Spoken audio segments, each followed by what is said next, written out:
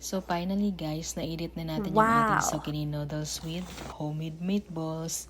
So yan lang pala yung ating mga ginamit sa ating meatballs. So napakadali lang din guys gawin ito. Siyempre ayan, naggawa lang tayo ng maliliit na balls. And then nilagay natin doon sa baking tray kasi i-bake natin siya guys hanggang maluto bago natin ilagay sa ating sauce. So ayan.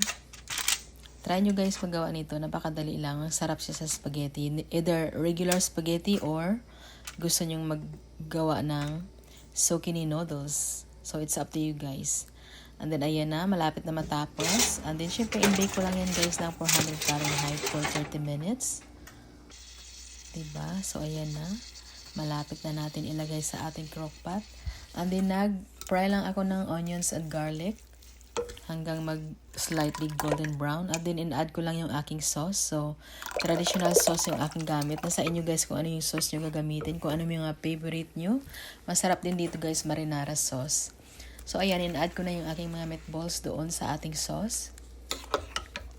Tingnan nyo naman yan. Napakasarap kahit hindi pa ready. Siyempre, takpan natin guys hanggang papakuluin natin hanggang maluto.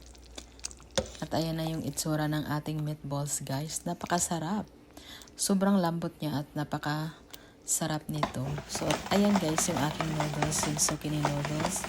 So kung mayroon kayong ganyan guys, napaka-easy lang gawin. And then fry ko lang siya sa onions, olive oil and onions. At ayan guys, ready na yan. So plating time na po tayo.